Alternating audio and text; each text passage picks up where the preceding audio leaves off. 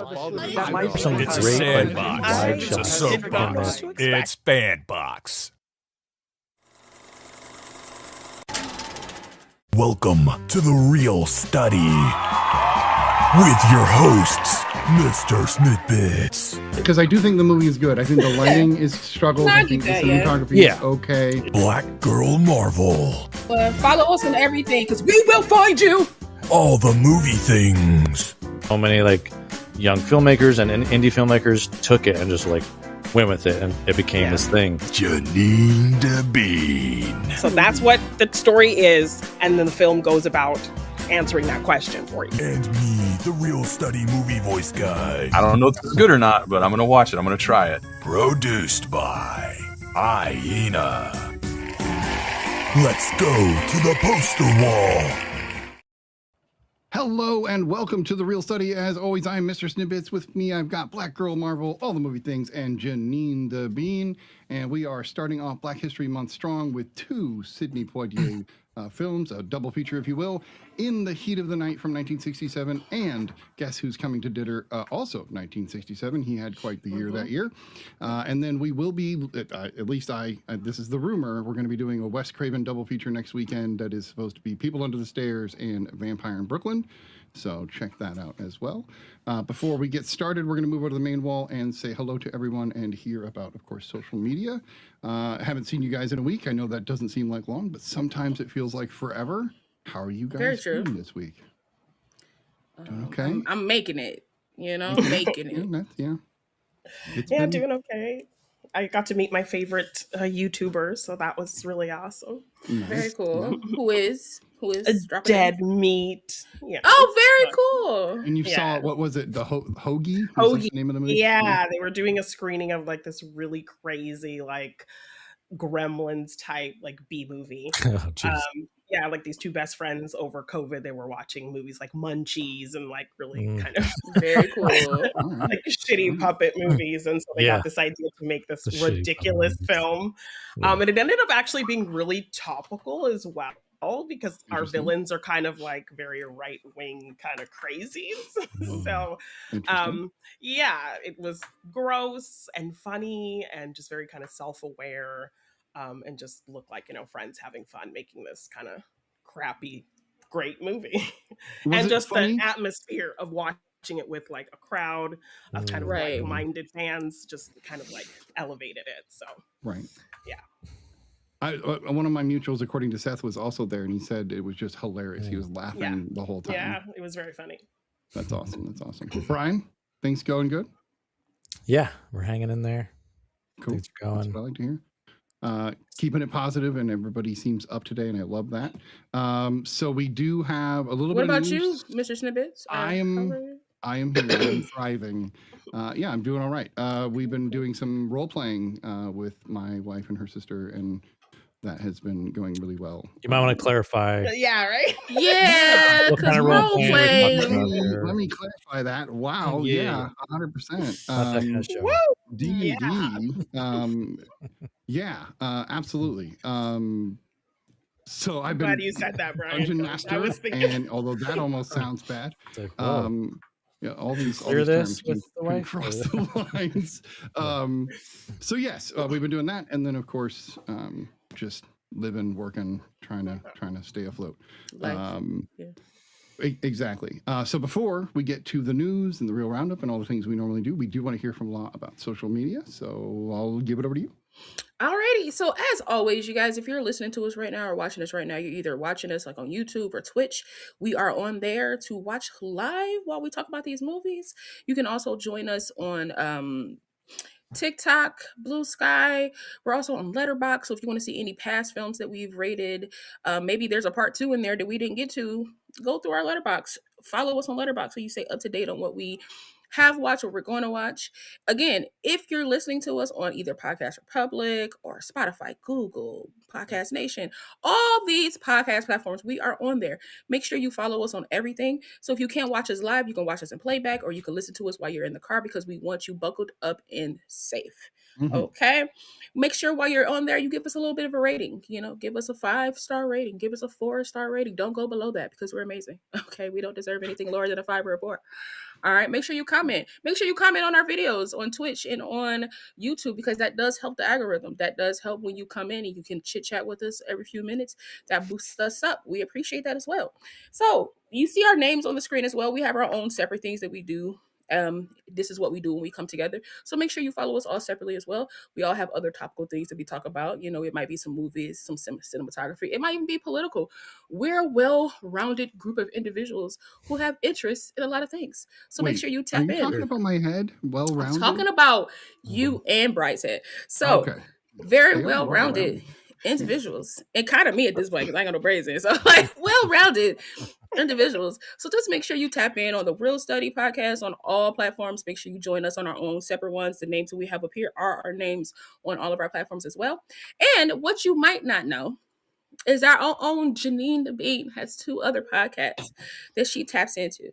It's a wonderful podcast, as well as Morgan Has a Scene. Both are wonderful and amazing. And this is the first time I remembered to say this, and I'm proud of myself. Yes. Okay. Appreciate that. All right. Thank you. So back to you, Mr. Snippet.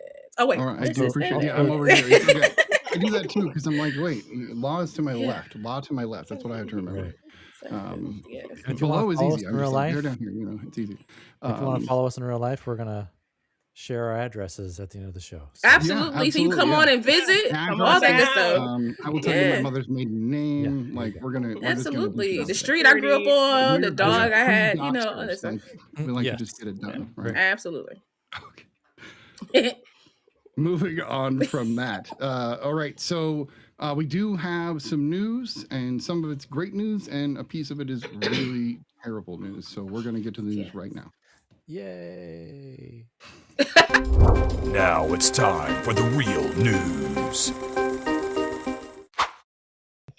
So as you may have heard, and if you hadn't heard, I'm sorry to bring this news to you, but Catherine O'Hara has passed away. She passed away a couple of days ago on her way to the hospital, or at the hospital, it seems, from being very ill, which is just unfortunate that that's what happens to people when they get older, and I hate it.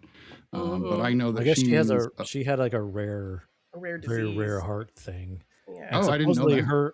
Also, like another thing I heard was that she has a thing where her organs were flipped. We're like mirror images of what most people are. Yeah. Oh wow. Yeah. Which I don't know if that has anything to do with what it can affect. But you can live a pretty normal life, but it's still even more rare.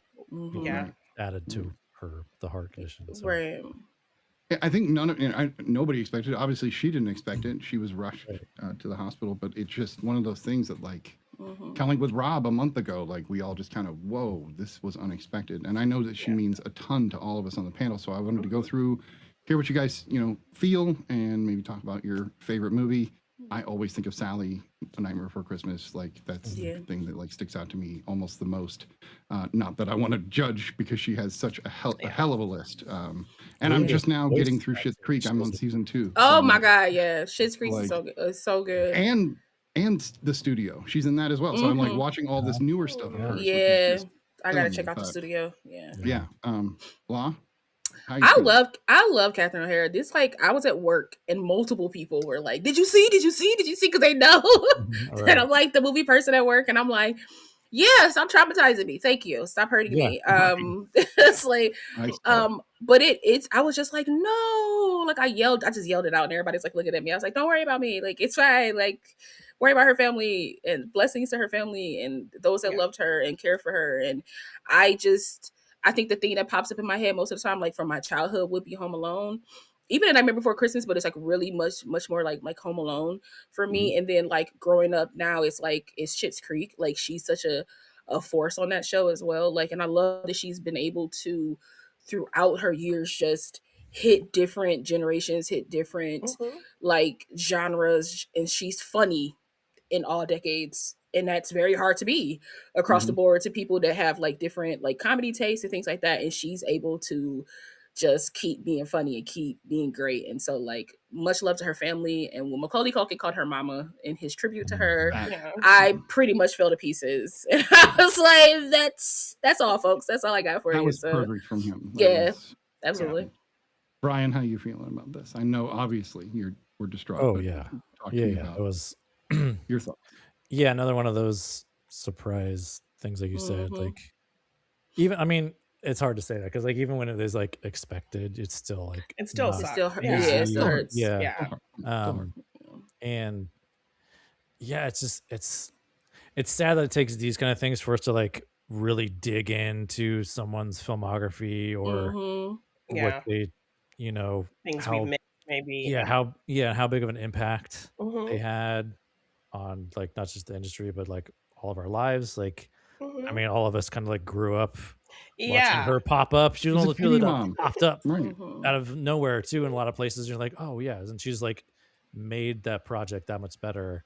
Yeah, and it was great to see her kind of leaning.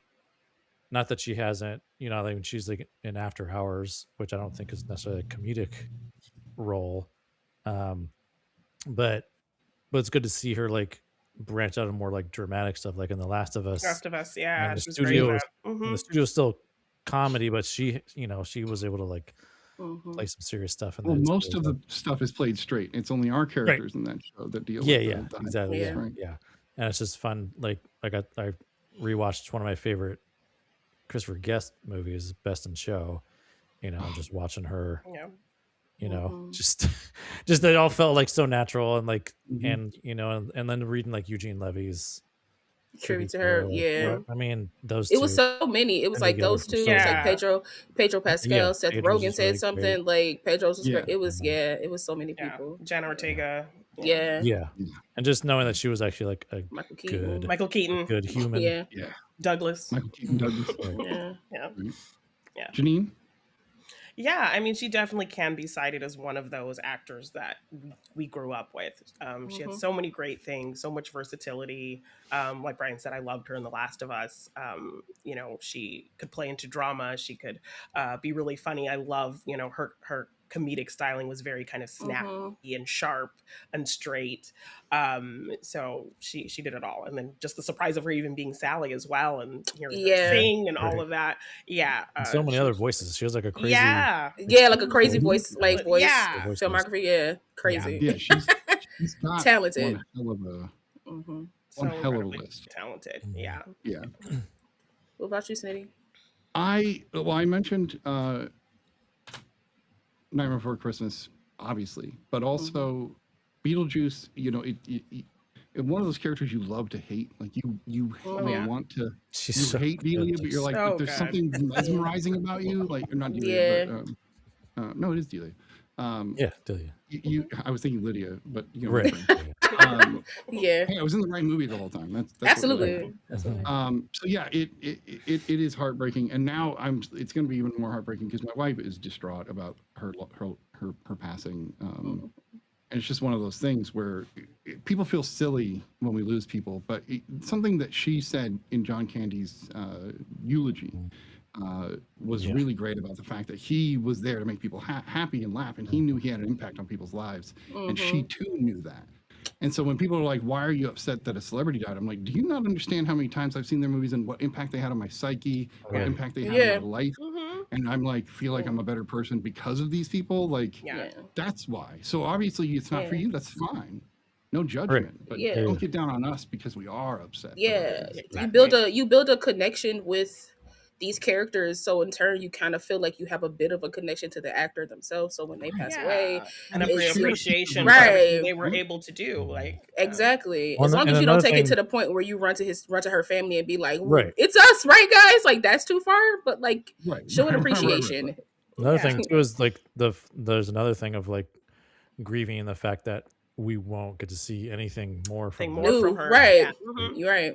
Yeah, but as she said about John, she has a wonderful library that she's left for us that we can always see. Absolutely, we get to constantly still see her. Kevin, I'm going to watch it every year forever anyway. So like, it'll be different this next year. It's going to be different to watch Home Alone, but absolutely. But it is when anybody goes. It was different when we watched The Last Castle, knowing Robert was gone. Like it's hard across the board. So, and damn the last 6 months, and damn January of every year from now. Man, January. Listen here. This is not anyway, we all already miss you. Yes. We wish you were still here, but we all have our time. So what are we gonna do? All right. Let's not. I'm gonna get all seriously emotional. So let's move on. Can I just, but real quick before we move on, I just want to say the same day, Grady Wilson passed away. He played Lamont on Sanford and Son, and I just want to throw that out there too, that he also passed away, and that he was also a phenomenal actor himself, and to open up TV for a lot of like Black Americans. I think he was younger too, wasn't he? Yeah, he was like 50 something. Yeah, something like that. Yeah, I think he was. 50 something, I believe. No, I'm sorry. He was 79. I don't know where I'm going from. He was 79. Okay. Yeah, he was 79. But yeah, he was an amazing actor, and I'm pretty sure there are some other things out there that we probably didn't see him in, or probably should go watch and see him in. But Sanford and Sons was like his big thing. So I just wanted to throw out there too, to his friends and family, any fans of his, that may he rest in peace as well. So absolutely, absolutely. Moving on to, just kind of more mainstream news. We've got Odessa Zion officially leaves A24's Project Deep Cuts because she did not know. I guess there are many people that did. This is all brand new to me, but she did not know that the role should not have gone to a person with her background. I don't know more details than that, so I'm actually going to let somebody else that does know these details tell us more. Why do I know that Brian knows exactly what's going on? Well, funny you should ask. But funny you should ask. I mean, there is some. I mean, there's like a little more I know about this because, she was actually offered a different role at first. So she auditioned for a different role at first, and then she was offered the bigger role, the lead, which is actually a Latina, I believe, and half Jewish, half Jewish, half Latina. Yeah. So, I think the thing is, but she didn't. And she didn't know at the time, and then the news came out that she accepted it and she was going to be this role, and then the backlash came from fans of the book and fans of the book, and just people. But if she stepped out of the role, that's the right decision, right? Yeah, absolutely. Yeah. One of the things I think, another thing too, this is my own thinking too, was Odessa is growing as far as she's becoming a name, more popular, more popular. So more I think known. That's their thinking too. Is we want to have a name in this, which doesn't make it right. That's what they're trying to do, and Odessa did the right thing. After hearing from fans and the Latino community that it's a another whitewashing thing that they're trying to do of that community, and so it's good. I mean, it's great for her to step down and that'll make me watch anything next that she's in. Yeah, I want to back her for having that integrity to do that, because not a lot of actors do. Not that they should feel like they have to, but if they go that extra mile to really feel like this is important to me, I want to listen to the people who are upset about this and be sensitive to it. It was a genuine mistake. Yeah, absolutely. You're like, oh shit. Okay, yeah. Well, especially if I didn't know it was offered to her. She didn't go literally try to seek out the role. They were like, and she hadn't read the book yet either, so she didn't know. Right. Yeah, and on top of that, she auditioned for a totally different character, and so they kind of just pushed her into the starring role, which is amazing because she's a phenomenal actress. But I love the fact that she was just she listened to the people online, did her own research, and was like, you know what, I should probably drop out of this. And I feel more people should do that because if you look at the picture we have of her right now, she's very ambiguous. She's a very ambiguous actor, and Hollywood loves. She's also gotten criticism for that as well. People are saying absolutely that with changing her hair and being more tan or whatever from older pictures of herself. Right. So it's just one of those things where it's one, let people get tans, calm down. But it's calm down. But also she just has a very ambiguous look, and Hollywood loves ambiguousness because now I can put you into anything, which is unfair to any other race that probably has actors and actresses that can fill these roles and play them to very organically as opposed to not. And it seems like that happens a lot with POC roles and things like that. And just mentioning Jacob Elordi in Wuthering Heights. The race of that character really plays into that story, apparently, because I've read it. But the fact that she, casted him, it kind of takes away that aspect. Absolutely. So shout out to Odessa. Whatever you do, girl, I'm in. You know what I'm saying? As long as you're staying true to like not only yourself, but like the projects that you are paying attention to, the people that's like the people in the world, because I feel like that's still a responsibility of an actor. I understand that actors can play parts, and that's the whole point of being an actor. Like that's the whole reason why I audition, all that transform. But like if the race of the character informs the character and you're not that race, you need to bow out.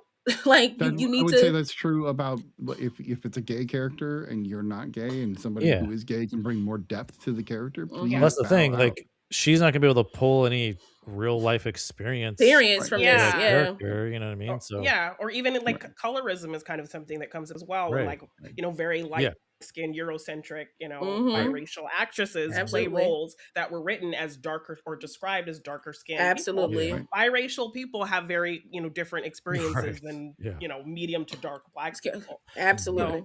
So, absolutely. So shout out to her. I'm on board.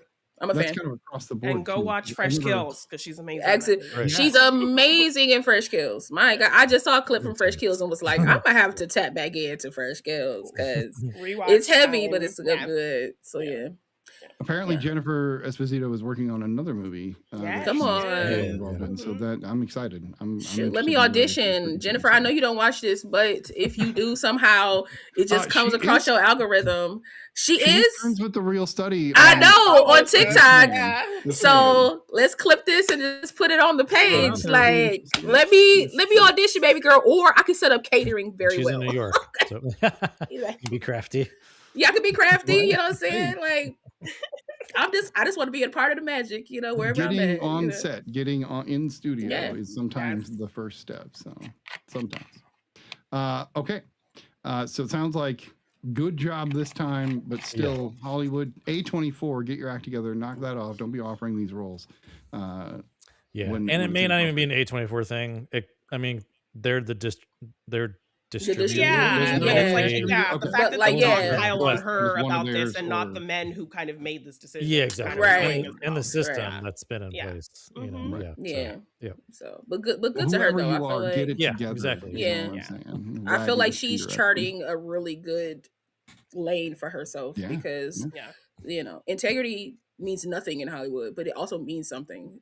So like it's like have integrity. So. Well, I think that tide is turning. I think more and more as more audiences become educated on it and put their money towards things that they believe in. It's I mean, we saw this with those the last right films and all that kind of stuff where they were coming out, like whatever those films were, like those old timey films and medieval films, and it's like, all right, you can, because it's medieval, you can make up everything. It could look like Encanto even in medieval times, and they still wasn't doing it, and it's like nobody wants to see that, and it's like film is dying. No, it's not. You need to grow up. You need to grow up. Well, that's also like there are a lot of people. This is a little aside, sorry, but there are a lot of people who are like, there's no new IPs. It's all sequels because this year there's 29 sequels or something like that coming out, and I'm like, yes, don't get me wrong. The market is saturated with that, but if you were to look at all the movies being released, even just in the States, Canada, and the UK, forget internationally, they're going to be out. No, it's going to be so many new IPs, and you're not going out and giving them a chance. That's the big difference. You're not seeking out these original ideas. Right, original ideas. Absolutely. You're sticking within a certain box and you're like, why isn't there more? Because leave the box. I like to do both. I think this panel, we like to do both. We want to experience the new IPs, but I like my sequels too. There's nothing absolutely. Come on. Like I said, Zootopia too. I just picked it up. I haven't watched it yet, but I did just pick it up because the girls want to watch it. Yes, so good. All right, one last quick little piece of news, and this is a fun little piece of news. Pixar's Incredibles 3 has been announced. Lord Brain, Holly Hunter. Thank you. I knew it was coming. Holly Hunter, I think we all knew what you were trying to do. Yeah, we were like, we had faith in you, though. We were like, he got it. He got it. Holly Hunter talks about how this is going to be happening. She doesn't know anything about the script, but she's excited because she'll go in and read as soon as they ask her to. So she says she should be recording in March, actually. Yes, so. Which means that this should be released next year or the year after. So 2027, 2028. I'm game. I hope it's great. And I hope it takes place years after So Jack can be grown up. I just want Jack. I want Violet to be. I want Violet to be like maybe like 20 and like she's like in college. Yeah, like her in college, and then I want Dash to be Violet's age, and I want Jack to be Dash's age. Like that's what I want. Yeah. I want to see this. Now, what if they decide to make Jack have more of an idea of how to use his powers? His powers, yeah. So totally. What if they make him the villain though, because he has so many powers that he gets unruly? Nah, he around too many good people. Like his family is pretty solid. I mean, not to say that that's a thing because like it happens, but I feel like he's so smart even as a kid. Like you see how intelligent he is in the first one, even though he doesn't seem like it. But then in the second one, you really see how intelligent he is, how he mimics, he can pick up things. I don't think he would. Or I wouldn't want him to go that way. I just think he's too intelligent, even at that age, to grow up and become like a villain. Yeah, and we gotta see Samuel L. Jackson. Yeah, Frozone, man. Yeah. Honestly, maybe in the time that it takes place, or however long it is, maybe Frozone got a child, and we could do a whole family. A whole family thing on both sides. Yeah. Him and Cookie. Honestly, and if Pixar was really wanting to milk this franchise, give us a Frozone movie. Like might as well. I would love a Frozone movie. I would love to see the dynamic between him and Cookie. Like I would love to see. I'm sure you guys have seen that silly comparison of the helicopter that crashes in Incredibles, and then the helicopter that crashes in I think it's at the end of like Captain Marvel, or no, which one is it? Where whatever the scene was where Fury gets snapped away. Oh, so they did like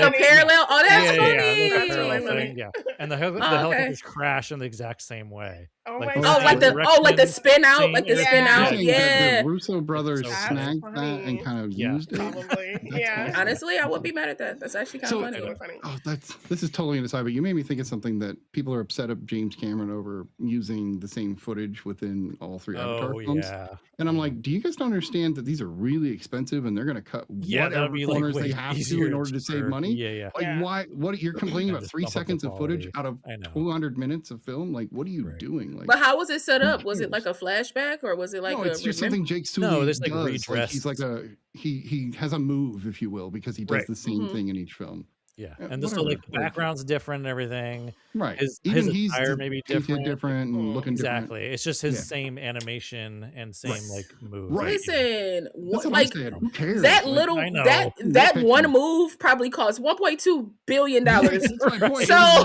and they already have it. This is like when people are like Michael Bay reused footage. I'm like, yeah. So he's smart. He's fiscally responsible. That's a smart thing to do. It's not the first time. And it won't be the last time because it's a cost saving thing. Right. Like I'm gonna save money. I'm not gonna be like, hey, come back in and do this whole mocap thing all over again. I'm not doing that. Now I gotta pay the actor on top of all this other stuff I gotta pay. No, we gonna clip and snap this picture. That's the shitty part. Is technically they paid him for that already. So do they? Right. I don't know. But anyway. No, but if I gotta come back and reuse him, yes, I gotta pay him again. I'm not doing that. So we're gonna reuse this scene. Contract. Yeah. All right. So 3 of us got to see something this week. 2 TV shows. 2 TV shows and a movie. So we're gonna go with the TV shows first. Janine, you got to see Wonder Man. Ooh, yes. Wonder Man. I've been hearing good things. Yeah, I think all of the kind of good word around this show is warranted. I know. Yeah. Like great ratings and everything, and they're not really pushing the show at all, which is really disappointing because it's really funny. It's really grounded despite kind of having this high concept thing. I wasn't really familiar with this character, so in kind of looking him up, he's very different. I think this is kind of obviously the beginnings kind of the character. So like in comics, he's already established as this actor / superhero kind of thing. But Yahya Abdul-Mateen II does a really good job. I think he has to hit a balance because this character can be kind of annoying in the fact that like he is very meticulous. Like he wants to create this whole backstory for his character and like what book is he holding and all this kind of obnoxious stuff that like slows down productions and gets everybody annoyed. But So he could be really annoying and frustrating, but he plays it in a way where you see it's like just because he cares so much and he wants to do a good job and he has a lot of ideas. And so he has to be a little bit endearing in that and meet that balance. And I think he does a really good job with that. I think how they roll out kind of revealing information to us about kind of what's going on is really well handled. A lot of people are talking about this really great bottle episode called Doorman. It feels very much like a bottle episode from like Atlanta. It's like all in black and white, and it kind of tells a story about why something is the way it is in this world.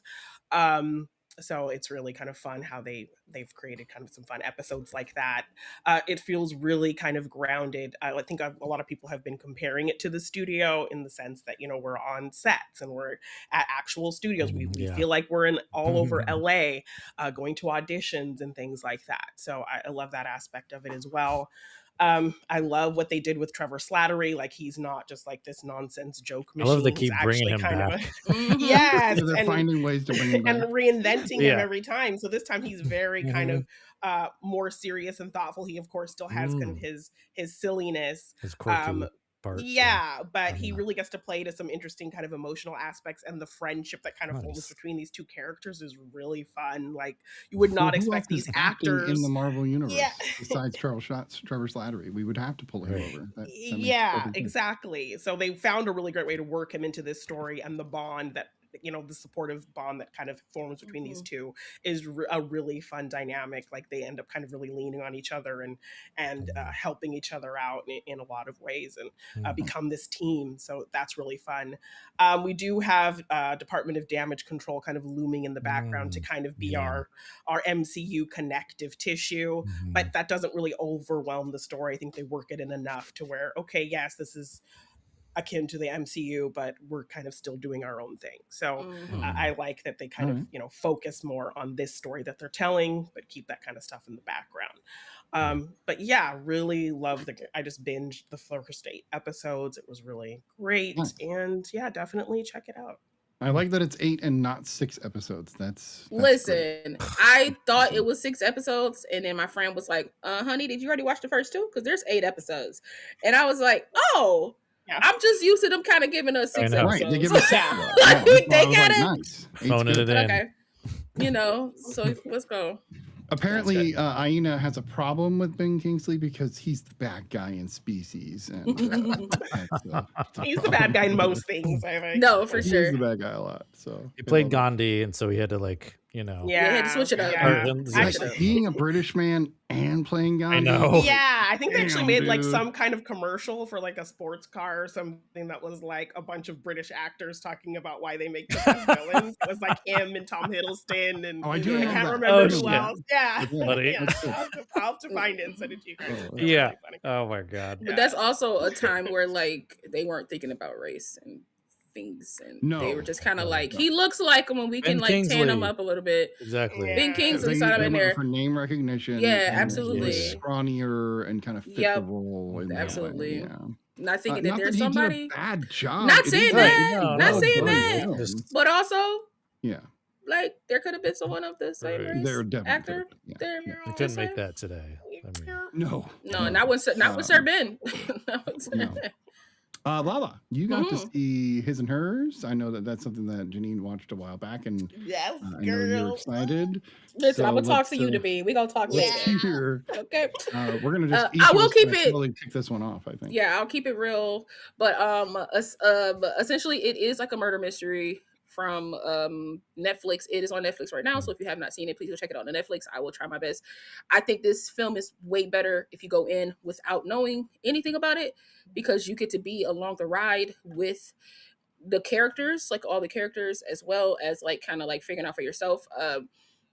One of my followers was like, you need to watch this so I need to see if you can guess what happened, like all these things. And so I watched it live on my stream. Ended up binge watching like the last 4 episodes on Saturday, and I was kind of right. But anyway, I won't even talk about that.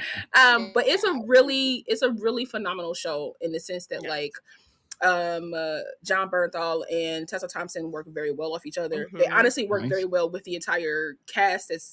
They are sometimes together, sometimes they're separate. I feel like everyone was cast quite perfectly. it's to me, it's a fun watch. It's a fun, interesting watch. You think you know, but you have no idea. And then when you do find it out, you're like, hold the phone. You're like, wait a minute. And that didn't cross my mind. And they wrote it to not cross your mind. And I love the way that they set this up. I love how they kind of tie everything back together. They kind of do like a loop episode where they kind of go like back and pull some things forward, you know, and they kind of go, you know, it's very amazing how they do this. And I'm trying my best not to drop little gems. Yeah, because I'm not going to do that. But I will say, I think everyone will enjoy because I know everybody's used to seeing John Bernthal very like, angry. Well, I think of Wolf of Wall Street, like when I think of John Bernthal. So I think everybody now thinks of Punisher when they see John Bernthal, and which is a nicer version of the guy. And he does have that energy at times, but then you see a softer side of him. And I remember saying out loud during one of my streams, and I was like, can he do a romantic comedy? Can I see him in like, because he looks like, I can see it in him that he would be like very, very, very good at this. It has to be on a ranch or somewhere. It has to be like, I don't even want that. No, I don't even want that. I want it to be, because that's still goofy, too close. 90s, I want it to, like, I want it to be, I want it to be How to Lose a Guy in 10 Days, but John Bernthal. You know what I'm saying? I want something like that for him. Okay. You know, Tessa always hits on all cylinders for me. Like, she can do the emotion, she can get serious, she can be downright like kind of stone face. But she's great in what she has going on. Like I said, and everyone is just cast to perfection. If you haven't seen his or hers, I greatly implore you to go watch it. It's only 6 episodes, I believe, right, Janine? I think it's like 6 episodes. But they use them wisely. Mm-hmm. Okay. This isn't like, to me, if I had to compare it, it's not like an Ironheart situation where you're stuffing so much information into 6 episodes and you expect like True Detective in that way, where it lays out nicely. It lays out so nicely, and the episodes like seamlessly blend together. This is literally like a very bingeable show in my book, because like right after the first episode I was like, I want to know. I gotta see the second episode. Well, it's only 4.5 total hours. That's not terrible. Yeah, it's not terrible. I think you could watch this like in an afternoon. Honestly, you can watch all 6 episodes in the afternoon, and I don't think your afternoon would have been wasted. And sometimes I feel like if you it's sometimes you can binge and be like, I could have spaced these out a couple of days. This, I feel like you're going to want to have the time to watch it all, because it's just written smart, it's acted amazing, and the story is just the first episode lays its ground, and then like the second one, you're like, you get hooked. Okay. So by second episode, I'm going to be hooked. That's I think bold, I think takes a couple, 3. Honestly, 4. I think by first episode, by the way the first episode ends, you're going to be like, huh? And it's going to make you watch, and then the second one is like, it's going to lock you in. So go watch His and Hers on Netflix. And it's a limited series, so I don't know how long Netflix is going to keep that up. So I would implore everybody to go watch it as soon as I don't think it'll go anywhere. If it's a Netflix show, it's not going anywhere.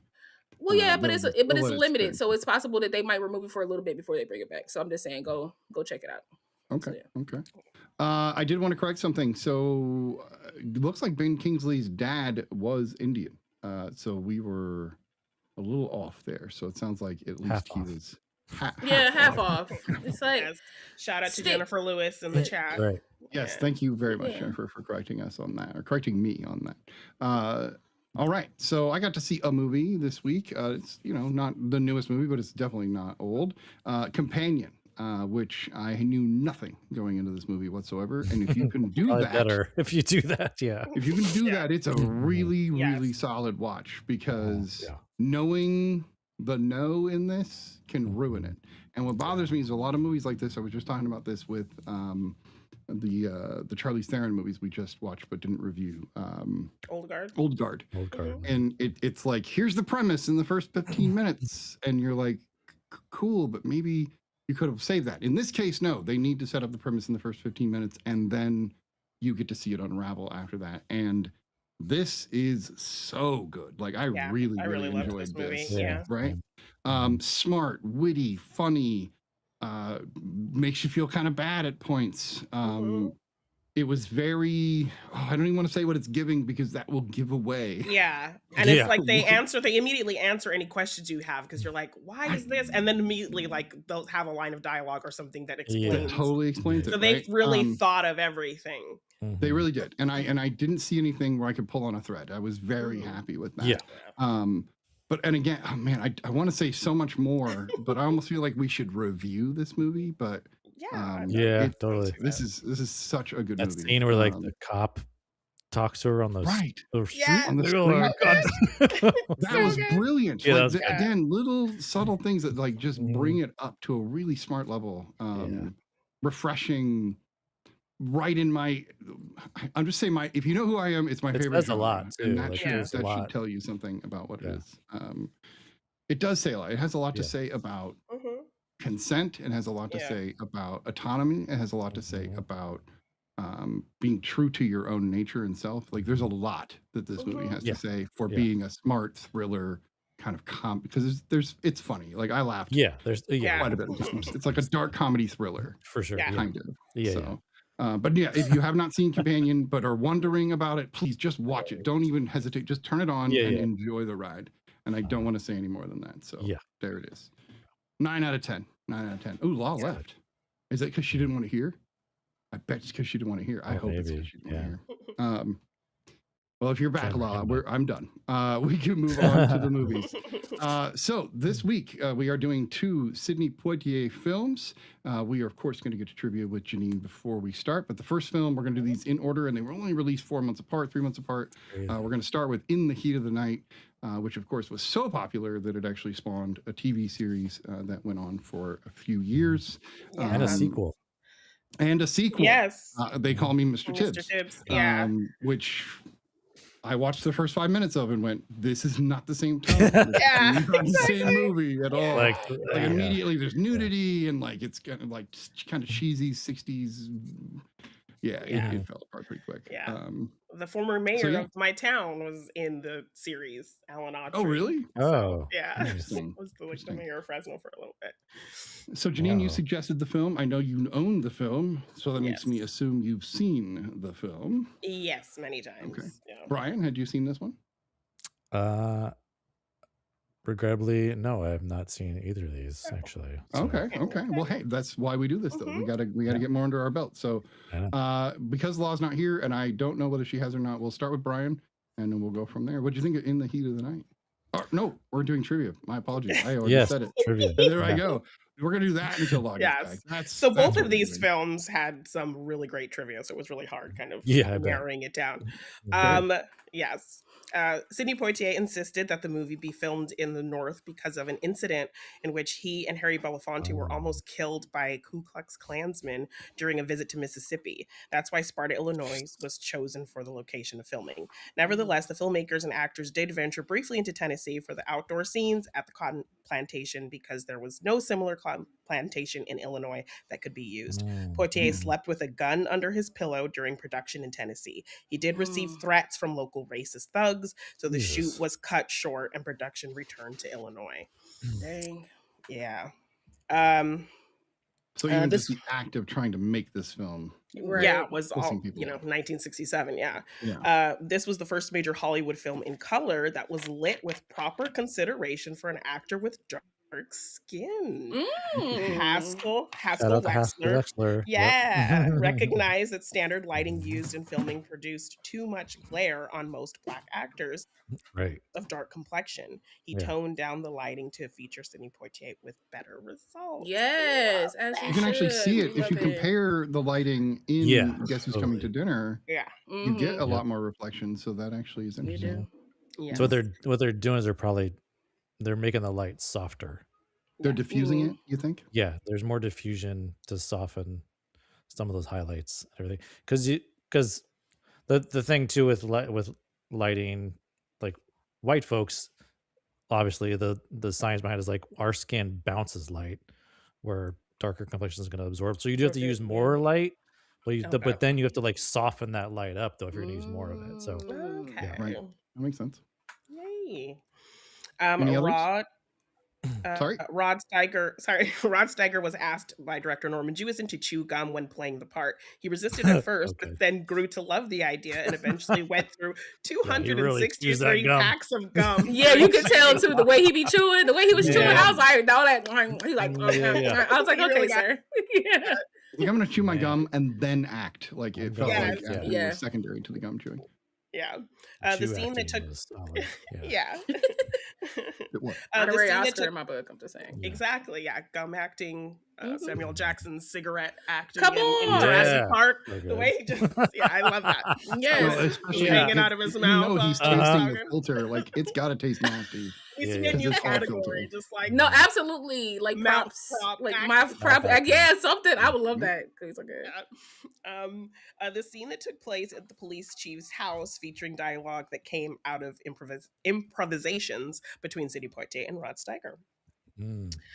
Set in hot Mississippi summer, but filmed during autumn in Illinois. Many of the actors had to keep ice chips in their mouths and spit them out before takes to prevent their breath from appearing on camera during the night scenes. What? Oh, jeez. Oh, okay. Yeah. Funny. Yeah. So the scene where the actress is like, "It's really hot in here." No, Yeah, it is very normal. no, not at Okay. all. Frequently cited as Sidney Poitier's favorite of all the films he'd done. Interesting. Really? Scott Wilson so impressed Sidney Poitier that he contacted director Richard Brooks and suggested Wilson for a leading role in Cold Blood, also in 1967. Poitier never mentioned this to Wilson at the time, who only found out about his recommendation after he had been cast. Nice. Interesting. Cool. The distributors hesitated to release the movie in the southern states because of the potential trouble and violence due to its theme of racial conflict. As it turned out, there were no reports of violence occurring at any venues in which the film played. Due to it portraying truth. Right. Uh-oh. Exactly. Or Right. the people who need to see it didn't go see it. Exactly. Yeah, exactly. Yeah. And that's where films get on my nerves sometimes. It's like you're protecting the wrong people. You should be protecting Right. The people who actually give a shit. Just let right. No. Right. it play out Exactly. as it is, and the people reveal Yeah. themselves. The movie's line, "They call me Mr. Tibbs," was voted as the 16th most quotable line by the American Film Institute. Yeah. I screamed when I saw that part. I was like, that's the part. I'm done with the Yeah. movie. I was like, I don't need no more of the movie. I'm fine. Yes. And lastly, about my absolutely most favorite scene in this movie. The slapping scene between Yeah. Detective Tibbs and Endicott was shot in just 2 takes, and the slaps the character made to each other's faces were real. According to a fuck. detailed account by Norman Jewison provided in 2011, Jewison let Harry Gates rehearse by slapping him because Jewison wanted to be sure that Gates could slap hard enough. Ooh. Before he slaps Sydney? Yeah, I guess. Interesting. Mhm. Interesting. Yeah. Yeah. Yeah, I like that scene a lot. Does That not was- that was hesitate. pretty wonderful. And I I love like the that- I reaction like that- from his butler. Yeah. Just like, I know. His brother like- was like, man. he's just like, I love just takes that. Yeah, lemonade yeah. away. It I was felt like curious- his butler liked that part too. He was I was like, very he's in the back curious what like, his reaction was going to be. I'm like, what is he going to do? What is he gonna Yeah. say? Okay, that's- Yeah, just shook his I wanted to head. know what everyone was like. I His was lip like, and his on the lip edge of my quivering. seat there. no, when he Oh my cried at God, the yeah. end, when he turned around and almost cried, I was like, you didn't expect I'm like, that's that, right. did you? Get back to your flowers. Yeah. Get back to your flowers is hilarious. Ugly man, pretty flowers. All right, so I was going to go to Brian first, but I want to check. Law, had you seen In the Heat of the Night before? Ha! The TV show No, it's a classic. Absolutely. It's a, yeah, but I Yeah. know TV you, show. You watched the show. You watched the Yeah. show. Yeah, I know. I was How'd saying you my watch the former show? mayor was in the show, Alan Autry.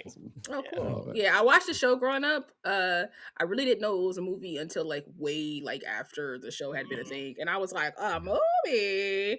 But it was at a time in my age where I was like, I ain't about to go watch that movie. Like 6 And or that's 7. based on a Watch book, that old too, movie. right? Oh, that's Oh, interesting. okay. Didn't know that. Yeah, Interesting. oh, that's very cool. I'm still going to go with Brian because he's never seen the show or the film. Right. Unless I'm wrong. The show was on Prime. Just to let Yeah, you know, and we never Tubi watched- and stuff, We never so. watched the show, but I was fully aware of the show because Same, I yeah. always saw like, you know, Yeah. always heard that song. Yeah. And all the the time, so, heat yeah.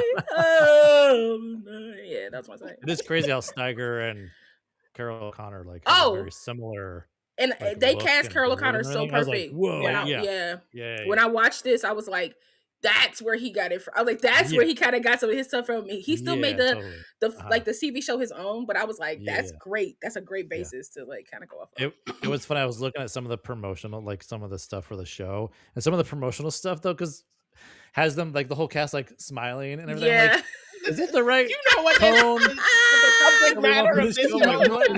This isn't a comedy, guys. Kind of tone, or like a darker. Yeah, it was pretty funny. Yeah, I was like, okay. Bryce like, what? But anyway, this was the mid 70s, right? Because it didn't come out until like years after. It wasn't like right away. Yeah, it was like late 80s to mid 90s is like when it ran. Yeah, it ended in 95. Really that late? Yeah, I thought it was earlier too. Yeah, it was 1988 to 1995. 88. Holy God. Yeah. I was 3. That's wild. I was like 2.5, 3. But I was watching that show all the time because my dad watched it, and then I grew up watching it, so it was good. That's how little I paid attention to it. That's yeah. So, what do you think, Brian? What do you think in the heat of the night? The film. Yeah, the movie. It's like I was like so locked into this movie. It's kind of crazy. So good. It's really. I mean, it's like I've said this so many times on this podcast about these kind of movies. Well, movies that like are in my lexicon, growing freaking list of and they're like and they sit in this like high upon the mountaintop of cinema. You know what I mean? For a reason. Yeah. And it's like okay, like I don't know why I don't just why I wait so long to see some of these movies. Exactly. The funny thing is like I was gonna blind buy it in the Criterion, collection. Yeah. So, and it's like, I mean, every performance is so great. I mean, Sidney Poitier is really like, commanding this whole film, and it's just like, there's just so many. I was like audible so many times. I was like, ew, oh, so many times, like, oh God, you know what I mean? But like, and it's just like that's what it was like. I mean. Oh my God. And just like for him to be like, he had to be calm and cool the whole time, until he slapped what's his name, but that was very warranted. But he was still calm and cool when he did it. I know, exactly. Boom, boom. He got slapped first. There, like, now he just stood there like so we both slapped each other, so where we going from here? Like where do we go from here? And and like I'm glad the cinematography was mentioning, because I was gonna already have that in my mind, mentioning, and nothing against like Sam Levitt who shot Guess Who's Coming to Dinner, but this to me was like superior cinematography. It just had this such a different tone, such a different feeling, like it, I don't know, it's just really for me is like really noticeable, just like felt more grounded in the cinematography. And the fact that they didn't shoot in the South, like I had no clue. It felt like they did such a good job.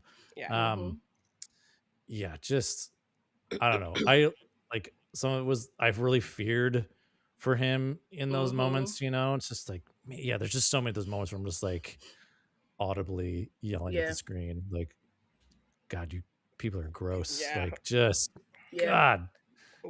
I mean it's an incredible movie. I don't know why they made a sequel, but I know. Like it didn't really. Because I feel like this that is popular. Like I know. Yeah, really this is the thing. There's one of those. This is not a sequel movie. Like no, I don't want to. Tibbs is such a loved character that they're like, we got to get more Tibbs. We don't need it in the heat of the night. But I like the TV show for that. To me, the TV show would have been the better companion to the movie. Like, because it brings Tibbs back, and it's being like, well, they kind of need you here, man. You getting transferred over here. They kind of need you. Type of thing. And then it just spaces out that how this man kind of changes this town, how this town kind of evolves with this man and his family and things like that. And it was a great companion to that. And like something else that really like stood out to me too was like not a lot has really changed. Like there was like certain elements of like how the police acted, and like we need Virgil Tibbs to like help us figure this out, not because it's the right thing to do or whatever, or because we like support Virgil Tibbs, but because there's like an economic impact to our town. There's a political impact let's do it we have to do it for those reasons, not because it's like not because the we right know thing this to guy do. is competent and capable, Right. and we Right. care. It was about like, oh my god, and they're just and they're just terrible police officers. Like across the way, like y'all are the laziest. God, exactly, so laziest, non-compliant. Just like he got the wallet, he did it. Right. Well, West couldn't even button his top button. Yeah. The fact that like the first guy arrests him without even questioning him, like at the beginning I of know. the movie, The whole time I'm thinking like, what are you like? You don't know this guy. Like you didn't ask him a question. He's wearing a suit. First of all, he's like, he got a suitcase. Like, what are we doing? He's got a suit that costs enough that having that money in his wallet was justified. Like, those add up. Just assume it's stolen. Yeah, it's just like, no, absolutely. Anyway. So Lala, you had never seen this either, but you've seen the show. But I've seen the show. So so I had like a basis of what the film was going to be, right, based off of the show itself. So I was excited to see where it came from, and boy, will I say it did not disappoint. Okay, I have not watched a lot of Sidney Poitier films. That's my personal shame, and so I'm living with it. I'm trying to get better at it. But this film was great. Like, I thoroughly enjoyed this film. If I can do this while I watch a movie, I'm good. I'm comfortable. I'm locked in. You're not picking up your phone. You're just listen. I didn't touch my phone at all. Okay, I didn't touch my phone at all. Yeah, same. I think the only time I touched my phone it was to like check something for the movie. You know what I mean? Like it wasn't. I know that guy. Yeah. Right, like it wasn't. It wasn't to be like, oh yeah, I'm bored. I'm bored on this. I'm gonna go this way. Like no, I was fully locked in. It just saddens me sometimes when I watch films like this because it's just like you see how much has changed, but how much it hasn't changed. So they say the same. Exactly. So it just gets wrapped up in something different, or it just might look different, or the words might change to something different. So it's just very sad that like this, like him having to prove like his worth, prove his intelligence, having to prove, and I see that now. Like I see that in my people. I see that like there's nothing we can do to prove, in which we've been proven through the centuries. We've been proven with everything. Like everything gets taken from us. Our dances, our clothes, our the way we talk, the way we wear our hair. Everything gets taken, but we're still on the outskirts of things. And then sometimes I love that they mentioned that too. Like dinner.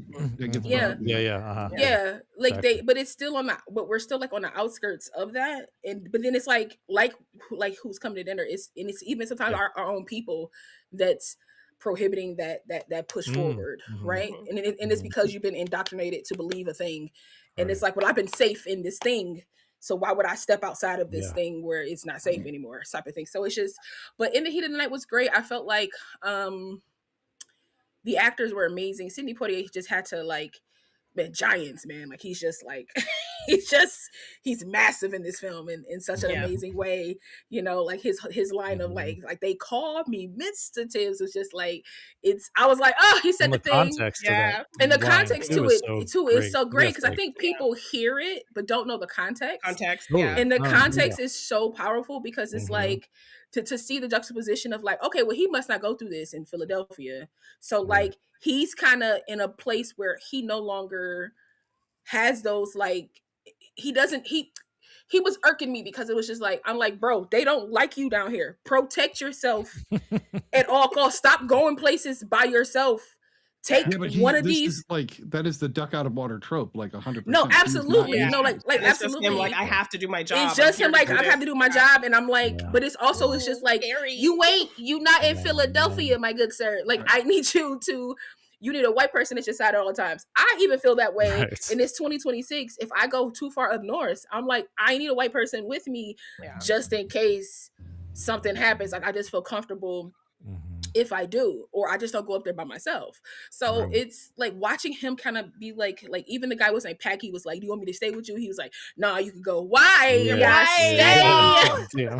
Stay. Let me go in this sketchy ass store. You feel me? Like, Packy, actually, at all, but that's just me. In the middle of the night, it's like, sir, right?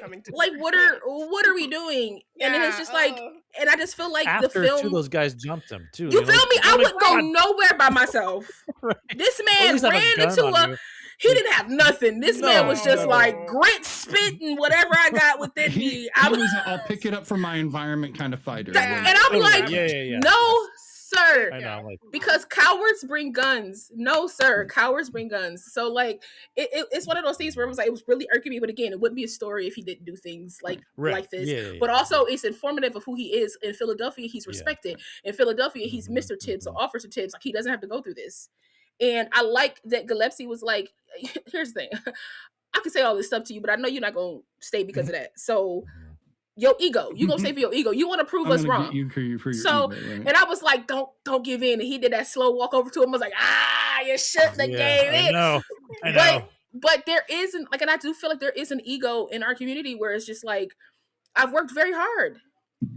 And you're not recognizing how hard I worked and the status that I'm in. So I do want to prove you wrong. That's going to make me feel better in this situation, is proving you wrong. But also, he is a cop. This is what he does. He's the best homicide detective. I feel like he probably loves puzzles. Like, I was just inferring everything about his character. Yeah, you can see it from him. He like, as he goes, he's like, oh, that's tickling my brain. I got for sure. Like, I gotta follow this. Exactly. He was putting these pieces together, and I just thoroughly enjoyed it. I love that you essentially see the connection between Gillespie and Tibbs, like at least an understanding between the two. Because I feel like Gillespie in the beginning, he was like, "Did you question this man?" And he was like, Go look at that for me. He saw the badge. He was like, yeah. Like, now you got me, because Gillespie is new to this town. You got me looking stupid. Like, Gillespie is new to this town. And now, and he has this need to prove himself as well. So it's like, now it's another person that because he could see himself in Tibbs to be able to call him out like that and be like, well, you want to prove us wrong. You want to do the same thing in this town. Nobody listens to you. His brother told his brother, not him. Like, this whole police station thinks you're a joke. You keep rushing to decisions because you are trying to be the best. Just get the solve to say that you're, exactly, without actually doing your due diligence. Yeah. And it's just like, now you see this black man come in and he does everything better than you. You're automatically annoyed. You're automatically annoyed. And like, I love that that's where we start. I love that's not where we end.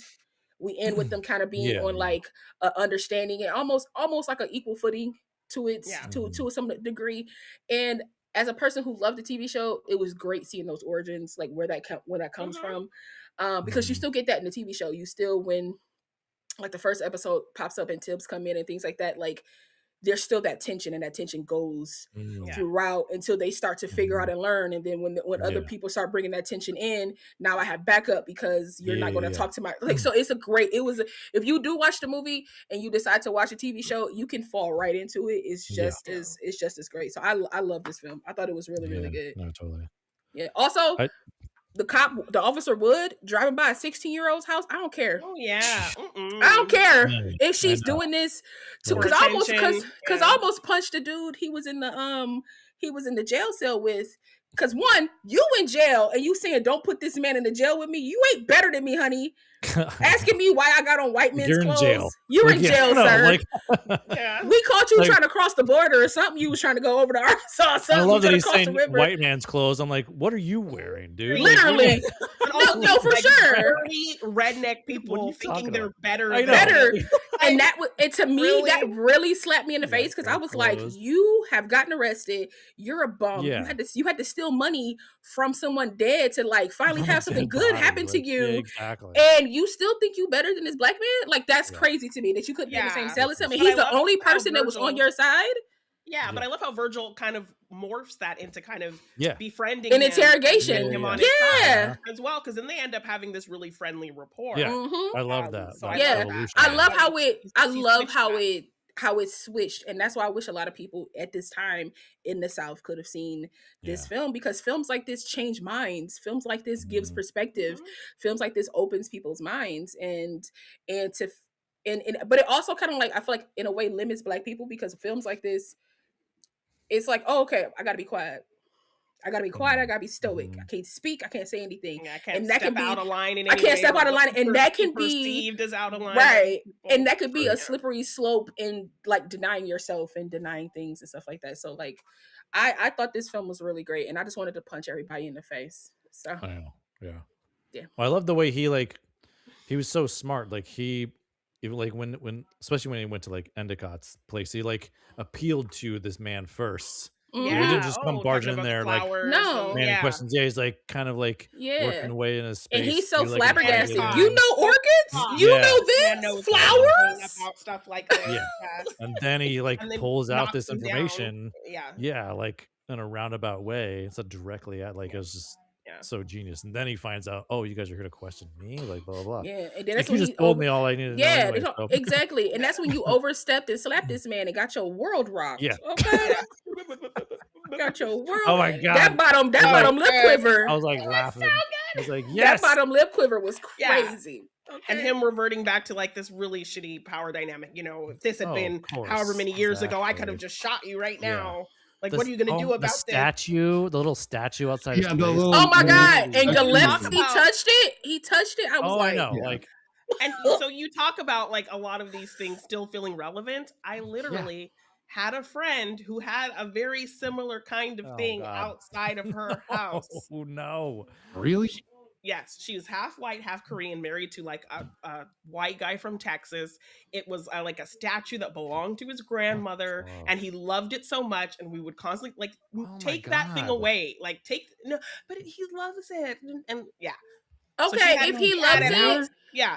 If he loves it, put it. My best for one of my literally stop. No, I'm not. If he loves it, put it in his bedroom where nobody can see it. Don't put it out in your front lawn. Exactly. Let that be something private y'all like together. Like nah.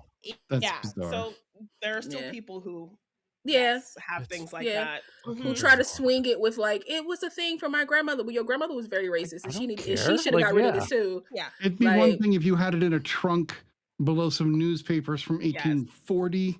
Yeah. That would be different.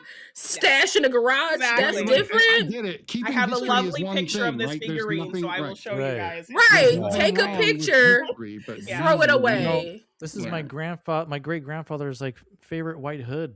They love. I just you know what I'm saying? I can't get rid of it. Yeah. She didn't get why this thing was offensive apparently. So that is, wow. Yeah. So things like that are still very kind of relevant today. Absolutely. Sad and scary. Agree, Diana. Disgusting. Yeah. Queasy is a good emote. That's why I said like multiple times out loud. No facts. Ew, girl. No facts. Hate it. Well, why is it that racists are automatically uglier? Like they're just ugly. Like you could you could hit the ugly tree all the way down, and if you're a good person, like some of those ugly branches go away. But as soon as you become a racist, man, the ugly comes to the surface. Listen, racism dries your skin. Ages it also sucks your soul out. So it does. It ages you. It's like Mother Gothel. It's like you just singing a song to yourself and you're never growing. You just getting older and older. Like there's no music anymore. Like you're not. Because racists for the most part are racist and they don't mind their business. And when you don't mind your business, you really dry up. It's like drink water, mind your business, and don't be racist. Yeah. Drink water, mind your business. Come on, racist. Exactly.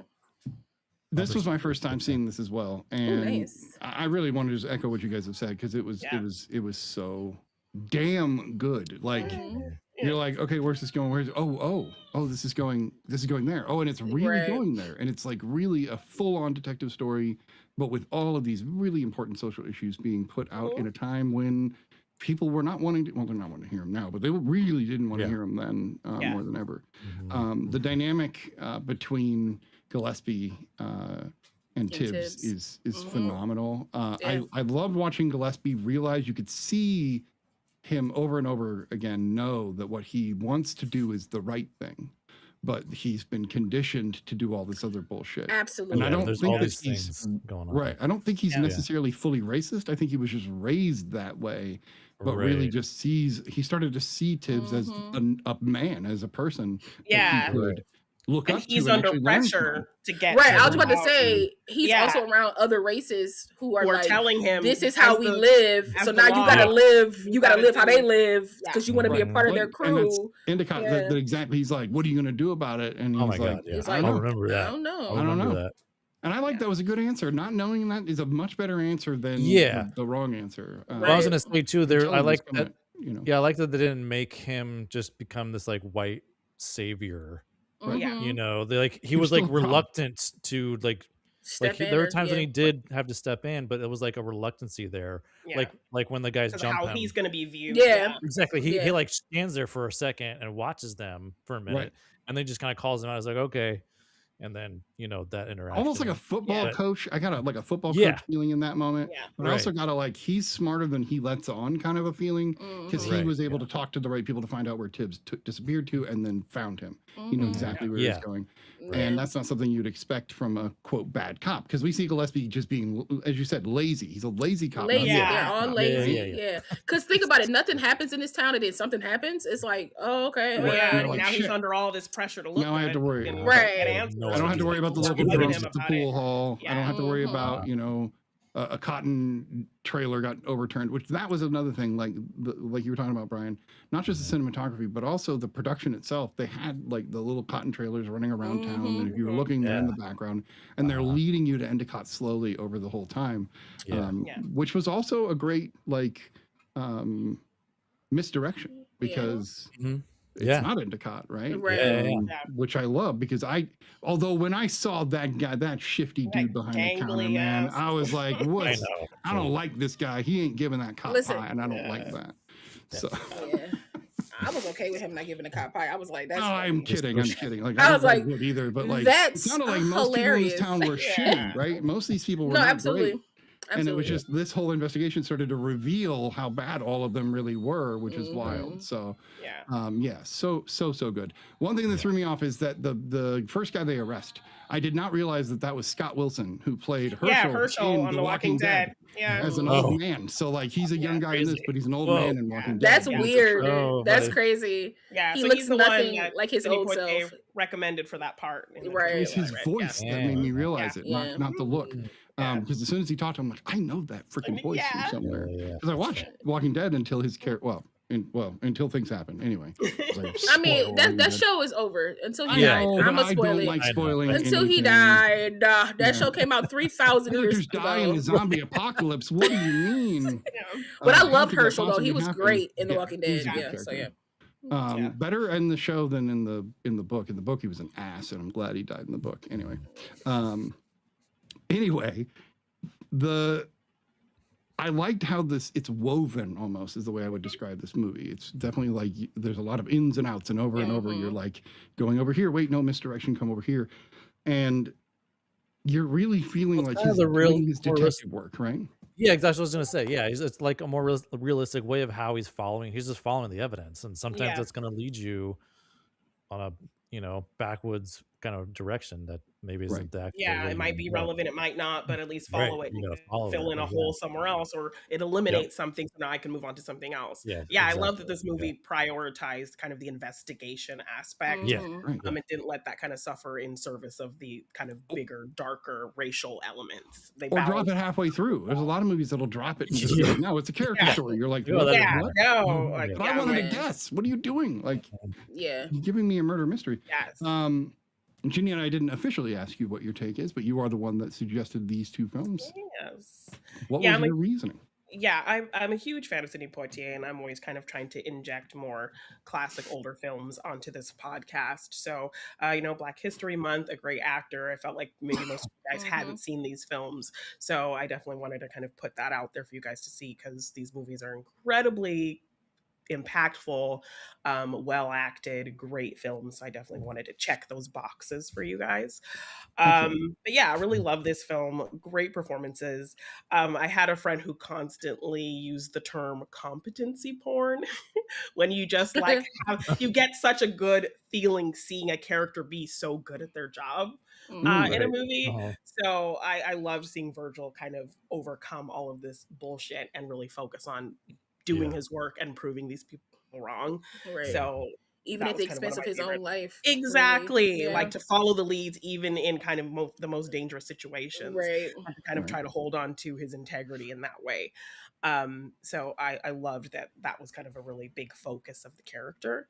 Again, I really loved the how he was able to kind of work through that relationship with the Scott Wilson, having, to see, a character actually take the time to kind of get to know him and him finding a way in, you were saying, Law, that's kind of, you wish you could see that happen with more people if they just gave him the time to talk, to listen to him, to hear him out, and then understand like he's just a person like anyone else. Like why anybody else?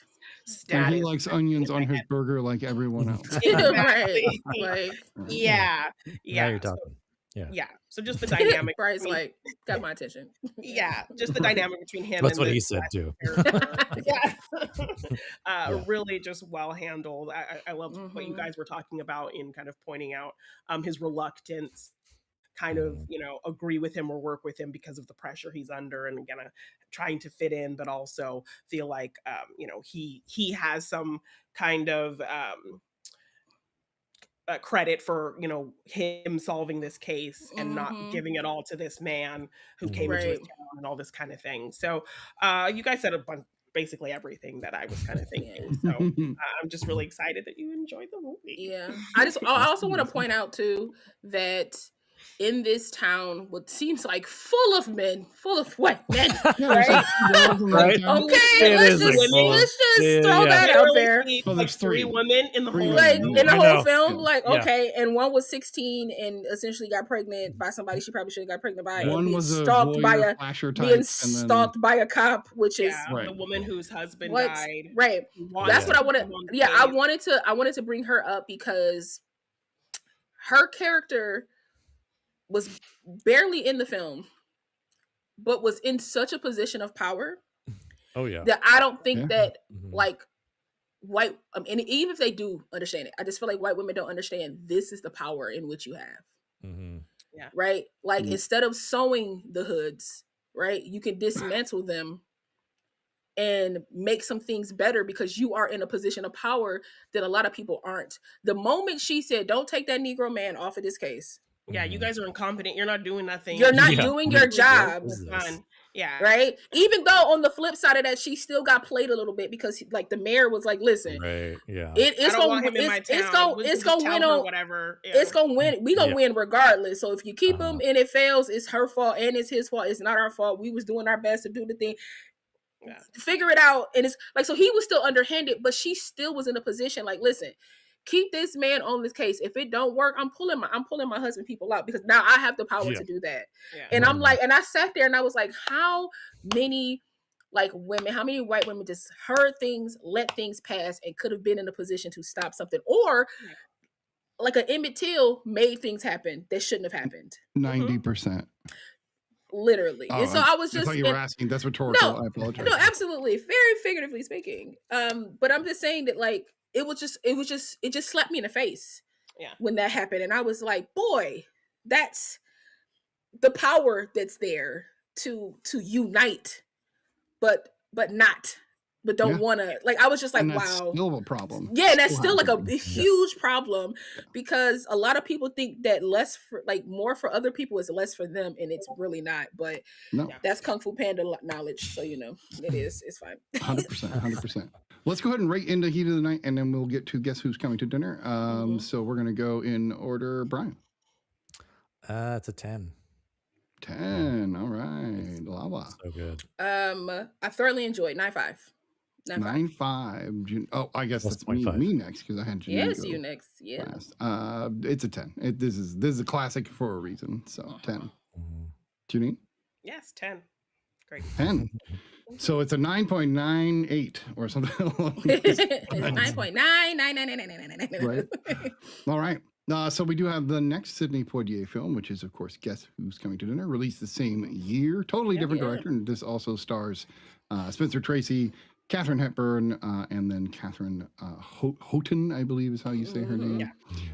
And this is another film that was testing the boundaries in the late 60s. Yeah. Let's just go in reverse order. Janine. Janine will start. A more personal She social has way. trivia. Right. So. Yeah. And Janine's going to go first with the trivia. Crazy. She's going to tell us her. He was almost there. He was almost there. I went to you for a reason, right? I was. Yes. I knew what I was doing. So I do want to preface this trivia by, in case people don't know, that Spencer Tracy and Katharine Hepburn had a 26-year-long affair, like love affair. Yeah. He was married and he was Catholic, so he never got a divorce. So that kind of impacted, what we see, in terms of kind of reactions to his performance in this film, because a lot of the trivia kind of speaks to that. In the scene near the end where Spencer Tracy gives his memorable soliloquy, Katharine Hepburn has tears in her eyes in the background. This was not acting. She knew that her longtime paramour was gravely ill and was moved by his remarks about how true love endures through the years. Yes. That whole scene, I was like, baby, why are you crying? Okay, that makes perfect sense. Okay. Yes. Yeah. They did 9 films together. She was there when he died. I think they were sharing a house, I had read. And she was on one side of the house. He was on the other side of the house. She had heard him get up to make some tea. She heard something fall. She went out there and he was dead. And then she called his wife and his children to come handle the arrangement. She didn't go to his funeral because she wasn't his wife and all of that. Yeah. Crazy situation. Whoa. The film's last scene was Spencer Tracy's last scene ever filmed. It took a week to shoot the scene, and at the end, he was given a standing ovation by the crew. He died 17 days after filming was completed. So it wasn't even released. Very much. No. His last production. Yeah, he was. Yeah, it was his final film. Yeah. Yeah. Wow. Katharine Hepburn never saw the completed movie. She said the memories of Tracy were too painful. Oh, wow. Yeah. Oh, my goodness. She missed out on one of her best roles. Damn. Yeah. Katharine Hepburn had to use her salary as backing in order to make this movie because Spencer Tracy was so ill that the studio didn't think that he could make it to the end of the picture. They didn't want to insure an actor who could possibly die in the middle of production, but she refused to do the movie without him. And then, yes, again, he died 17 days after finishing his scenes. Wow. This movie was still showing in theaters at the time Dr. Martin Luther King Jr. was assassinated. There's a line in the movie where Joey, Katharine Houghton, tells the maid another person is coming to dinner, to which Tilly, the maid, guesses the Reverend Martin Luther King. When King was murdered, the studio immediately called the theater showing the film and gave instructions to cut that scene. Whoa. Literally went in and chopped it out. That's wild. Yeah. Due to Spencer Tracy's health, the cast was always working from 2 shooting scripts, one with Tracy, one without. Typically, Katharine Hepburn. Typically, Katharine Hepburn brought Tracy in the morning. They worked until she decided he was too tired, and then Tracy and Hepburn left. Sidney Poitier, who already had received a Best Actor Oscar for Lilies of the Field, was intimidated by working with 2 legends and preferred to perform to empty high-backed chairs. Oh. Like Katharine Hepburn, producer and director Stanley Kramer also put his salary in escrow as nervous about as backing in order to placate the studio, which was nervous about having Spencer Tracy star due to his poor health. Which is wild because he was a hell of a he was a name, he was a household name, so that's wild. Katharine Hepburn's character's daughter is played by Hepburn's niece, Katharine Hepburn. Yeah, I looked that up. I was like, they look alike. And I searched it. I was like... The comment that Sidney says about she's really good looking, even more good looking than you, is a little personal. Yeah. That's funny. Yeah.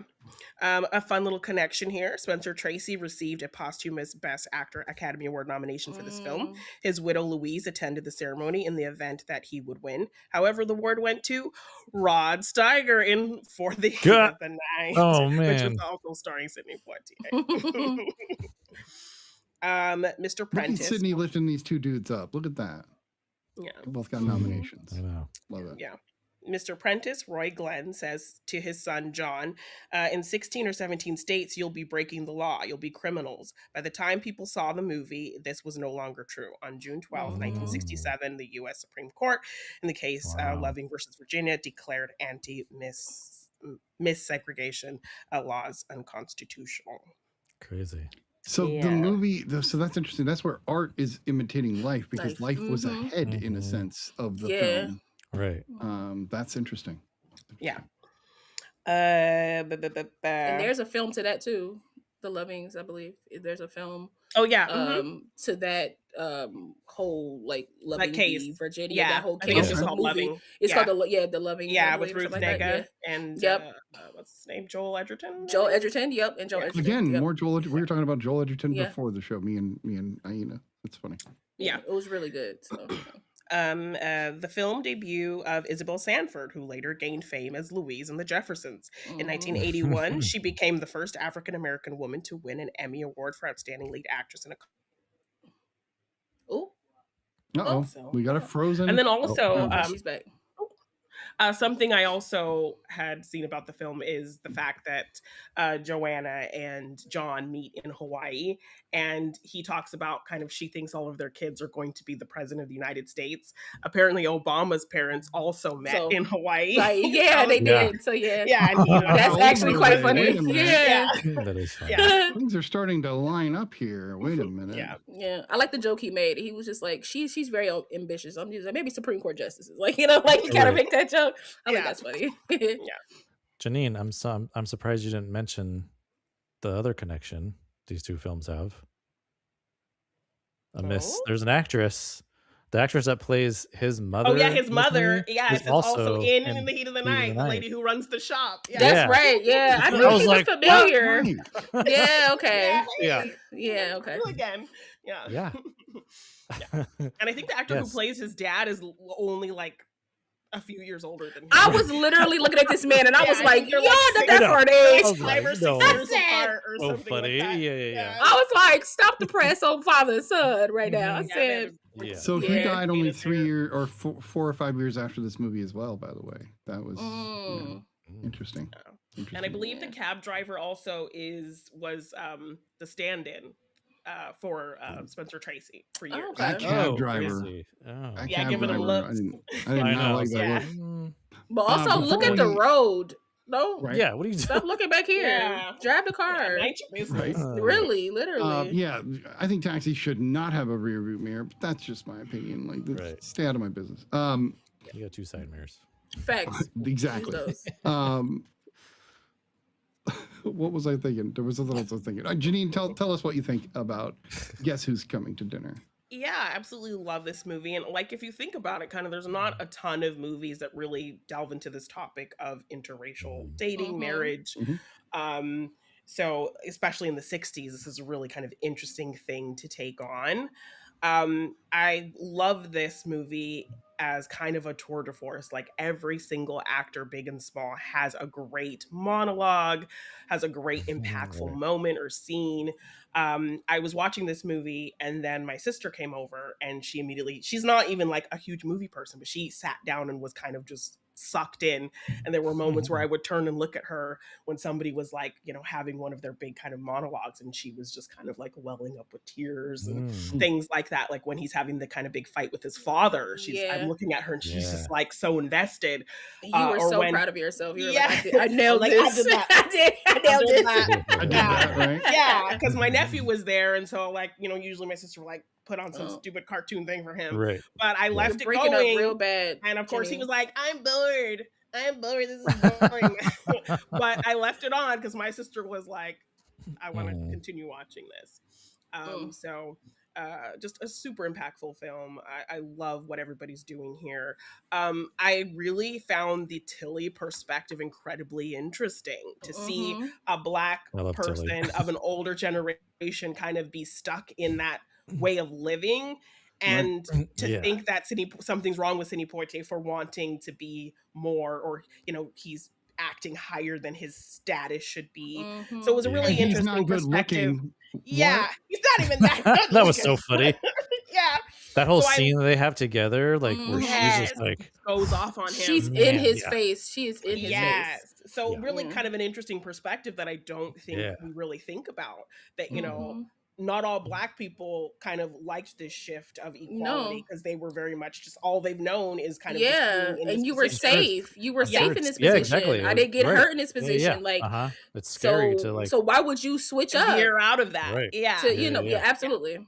Well, there might have been a little selfishness too, because this is going to upheaval her life in the sense that now her parents, you know, the Draytons are going to be there. They might not take this well. They might, you know, and now Billy has to worry about what this is going to do to just her everyday life. Because she's been there 22 years. So and I love kind of the conflict that the parents have in terms of like, we don't really like this. But then they have to reconcile, well, this is only happening because of how we raised her. Yep, absolutely. Like we raised her to be this person who sees equality and doesn't look down on people. Right. And she's such a good person. We did that. So how can we possibly deny what we created? Right. Yeah.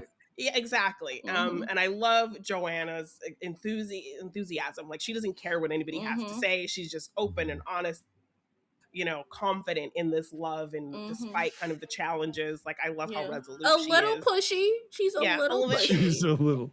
Well, that's why Dad at the end had to tell her to shut up. You know, she's a little pushy throughout the film.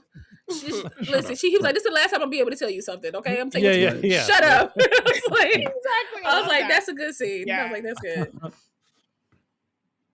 Oh, she's frozen again. I will pick up from here since I'm not sure why that's. Oh, she's back. She is I don't know why I'm freezing so much. I'm not sure. I should be on this fancy hotel Wi-Fi, right? Yeah. I loved all the kind of Spencer Tracy Monsignor moments. Those were kind of the funniest parts of the movie as well. But yeah, I again, just my favorite thing about this movie is kind of rewatching it. I really kind of noticed every character just gets these great, strong, impactful moments. Even the scene with his dad, like talking about, you know, all the things I did for you, and then kind of this really kind of thoughtful, interesting commentary back, like, you owed me that.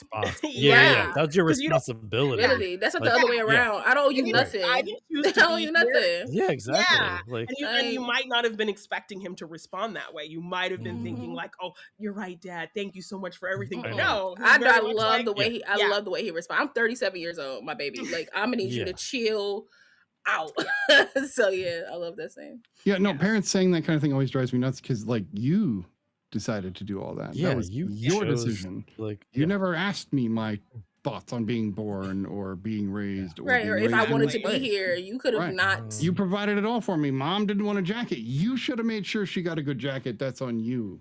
Right. Got a jacket. So yes.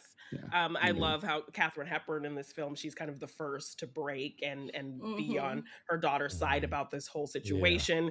I love the scene of her telling off that stupid lady. Oh my God, yes. Oh, man, that was good. Oh my God. I replayed that to my mom. Like, I said it to my mom like verbatim, because I was like the smoothness in which she did that. I was like, she too smooth for me. I was like, oh my gosh, Katharine Hepburn. It was like high class. Yes. You know, yes. Yes. I think what was great about that moment too, though, is that she goes in and she basically lies about being as cunning as that. Basically blames Spencer Tracy's character for he's like, gets it from her father. And I'm like, what? No, it's quite literally from you. We see you. Girl. Just great impactful moments, great performances, a really interesting tackling of this subject matter at a really interesting time. I absolutely love this movie. And we never got to really see dinner, which is great. I love movies that like lead you up to what they're talking about, but never. Yeah, it's called Guess Who's Coming to Dinner. All right, it's like guess what we're having for dinner. Right, come on, Brian. I just love that. I love movies that like. There's the whole thing, and the premise isn't necessarily what's being taught. It's not about dinner. It's about the people that's coming to dinner. Like so, what did you think of? What did you think of Guess Who's Coming to Dinner, Mr. Snippets? I really liked that you couldn't tell what era this movie was from unless you looked at the cars, the filming style, or the delivery guy. Okay, if you didn't see the delivery guy, that little dance scene. Oh my God! Yeah, little dance break. I was like. He's like doing his thing, and then I'm like, the okay, girl this that is works with the 60s movies, I family, get it. she starts doing her thing, and I'm like, dude, everybody gyrated in that way in the 1960s. There's no getting around it. They brought her in and left her so quick. She had like 2 scenes. I said, okay. Oh my good. God, I know. The Have a little only little pose and pushing. The fact that Sidney's character, that John Prentice was like, oh damn, I'm like, what, dude, your girl's right there. But I love the kind of playfulness about But they it. play with each other like that. I love that. She was like, I'll make sure. So I'll make sure I'll send her in for you. Like, she closed the door, you know? Yeah. Like, yeah. What I think really stood out to me about this movie is that they did a good job of, yes, his race is definitely the factor, and that's the part that's definitely going to bring everything to a head. But what's interesting from a 2026 perspective is they're almost 14 years apart. I know. He's a professor and has gone like traveled the world. She's brand new.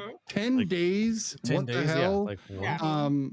There's so many factors that I'm like, wait a minute, there's like 20 other things that as a parent I would be concerned about. Have nothing to do with the fact that he's black. It has to do with it, like, why are you going after my young daughter when you're almost 40 years old? Like, but they never mentioned that at all. They were like happy that he was successful. Like, none of that was because it. at that time, that's I don't think that was an issue. Right. Yeah, I don't think that was an issue. Right. Yeah, Guys, 23. They were just like, he's 23 in a successful. woman in the 60s is different than a 23-year-old woman in 2026. She might as You well know have what I been mean? 35. No, but absolutely. still young enough to not be an old Absolutely. maid and still get married off. Absolutely. You know, all those classic bullshit tropes. Yeah, absolutely. Yeah. But I liked that there's this like layered behind that you could look at and be like, well, wait, there's like other objections, but this is the only one. I also love that the dad, they called out Matt Drayton as just being a full, just a flaming liberal, if you will, like full blown liberal. Yeah. And then all of a sudden he's confronted with the reality. I'm like, oh, dude, this movie is so relevant right now. Yeah, there are so many people on the far left. Thought you were, right. There are people on the far left that need to watch this movie and realize that maybe having this as a premise for your politics isn't the only thing. Maybe there's more to it than that. Absolutely. Like, you should believe what you're saying. And I love the scene between him and Catherine where they're talking about, well, we raised her this way, like we never told her don't date a black man. Like, why should we have a problem with this? And I thought that was such an honest them scene. having to kind of understand why it bothers them. Right. And then she comes. That was the scene where she's like, "Oh, I'm fine with all of this." Yeah, that's when she was kind of on board. Yeah. And of course, he couldn't be. And it because of when it was made. Like, these are obvious tropes to us now, but like that had to be. Yeah. Obviously, the white dad is going to be the guy that has to decide at the end what really gets to happen. And I thought that was still indicative of the time. Where but even then, we end with even then he kind of he also kind of shuts it down to being like he pretty much said like his biggest mistake was that he cared about what we thought. It's not about what we think. So he still kind of removed him. He still gave his approval, but still was like, my approval shouldn't be the factor in this. And I think, to me, that was refreshing, honestly. Agreed. Lala, on that note, go ahead. Yeah. Never seen this movie. No disrespect to Bernie Mac, but that remake. Anyway, you're right. With Zoe Saldana. Yeah. She don't want to claim black, but playing black. But anyway, anyway, that's a whole different discussion. Okay. But I will say, watching, because I've only seen the remake. And I wasn't really hype on that. So seeing where that came from, I was like, the remake really did this film a disservice in my book, because it had funny tones to it. Like, it had moments where it was funny. They placed the jokes in very like respectfully, very neatly. Like it wasn't like bombarded. Right. It was more of a dramedy, right? Whereas the remake was just comedy heavy with some drama, and it was just like, I was like, oh my God. It was also like an opposite of the premise. Of the premise. Absolutely. And so I was kind of like, yeah, okay, we could have did better. But I really, really, really enjoyed this film. Okay. When I finished this film, because my mom came in from church and everything, and she was like, oh, this is an old film. I said, yes. I said yes. What tipped you off? I was just wondering what tipped you off.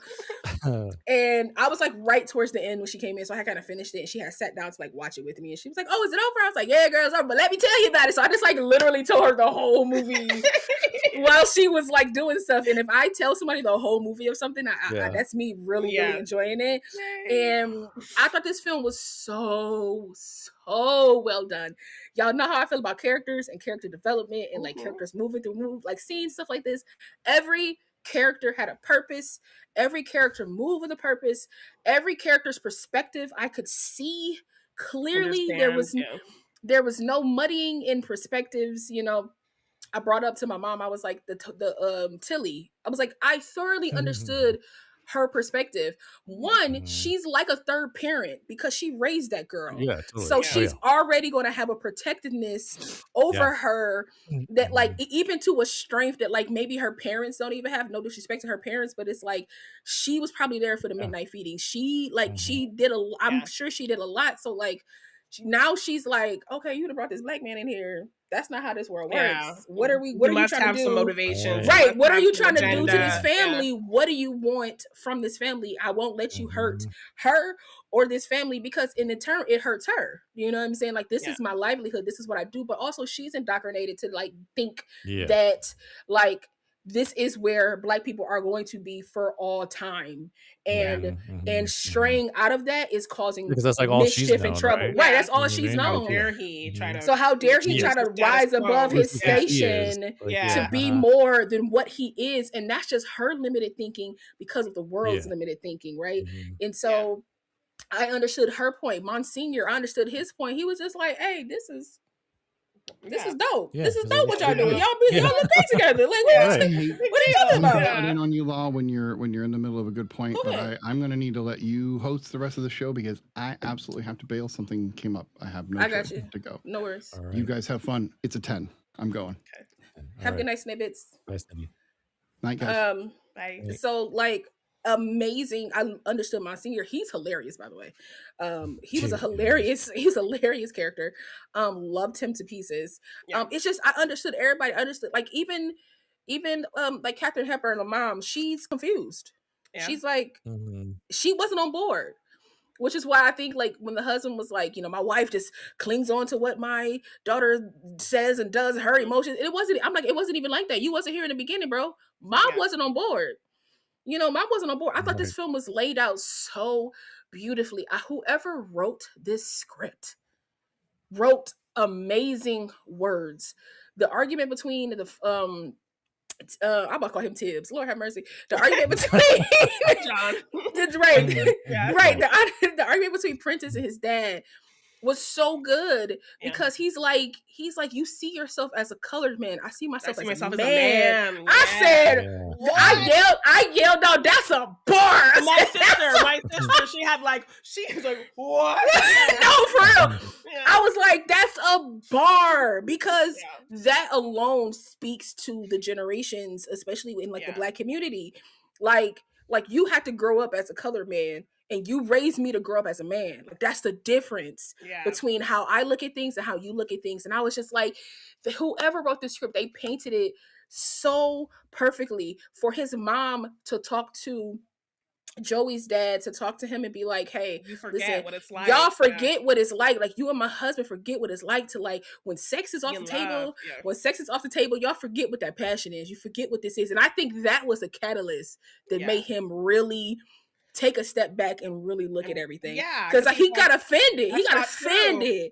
Yes, because he looks at his wife and is like, no, I still have that passion for her. Exactly. He got offended. And it's like, I was like, yes, offend this man. Because what?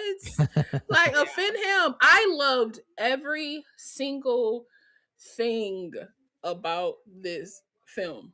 Every single thing. I thought it was beautifully laid out. I thought that Sidney Poitier played such a...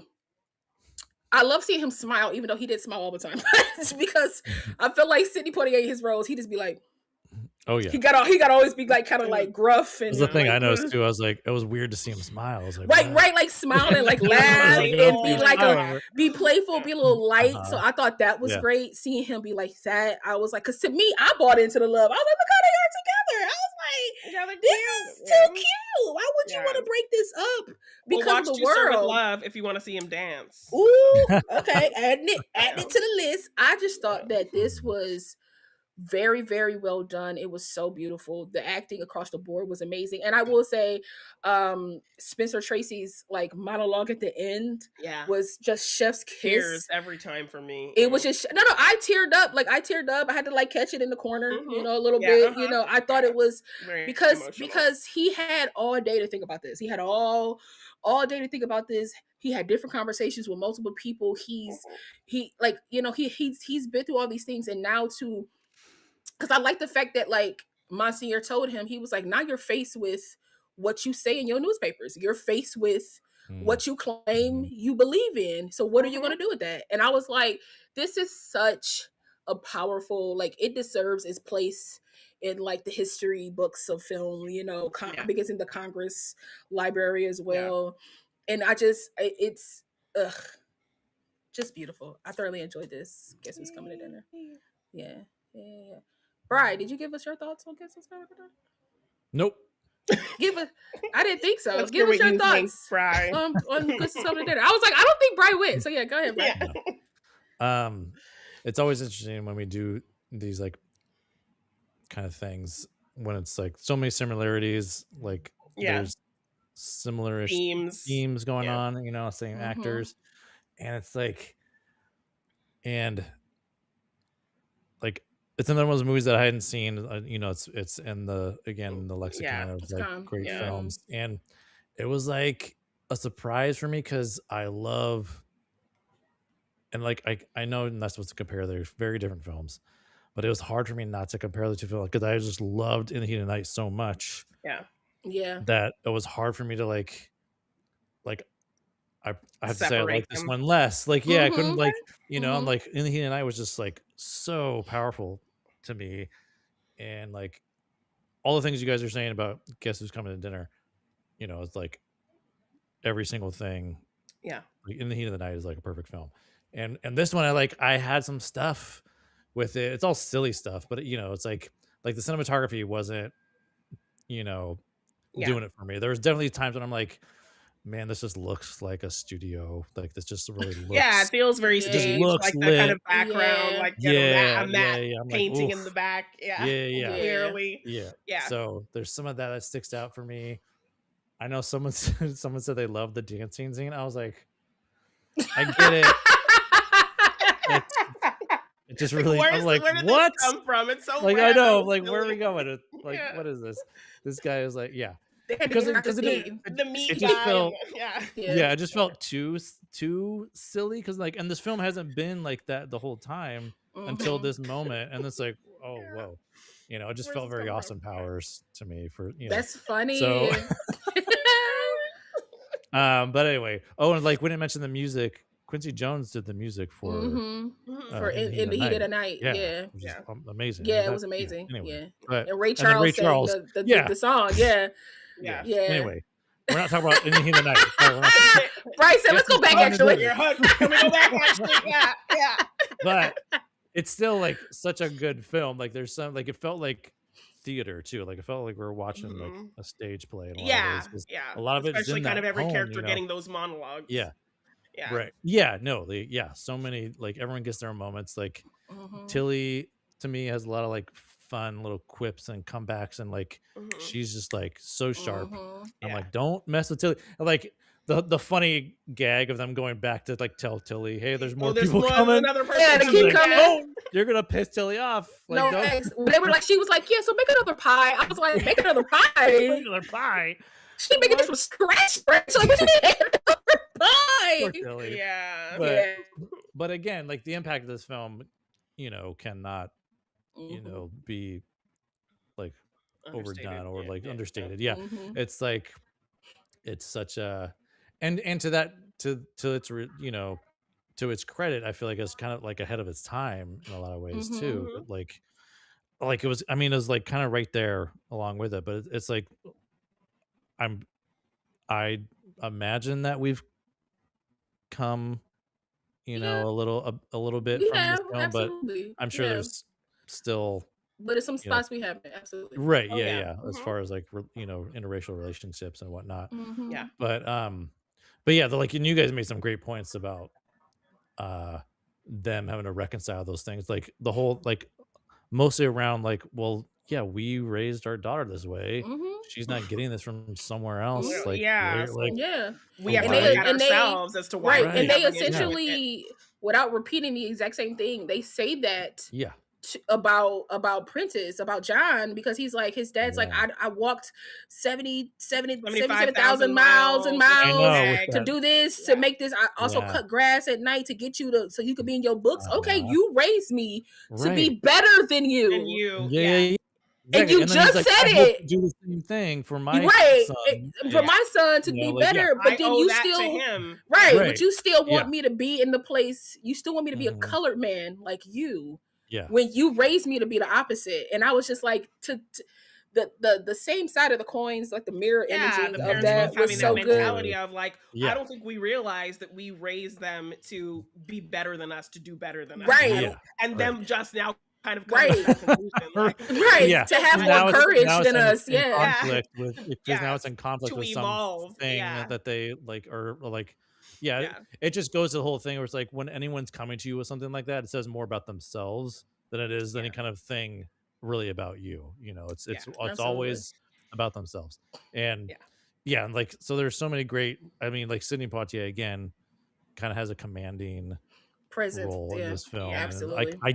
I kind of I almost wish he had more in this, because I feel like, again, Spencer Tracy is icon, and I feel like sometimes he kind of steals some of that. I kind of wish it was a little more Sidney Poitier in there, but but again, it's not about that. They did a really good job of trying to balance all of that, and everyone gets their moment, like we've said.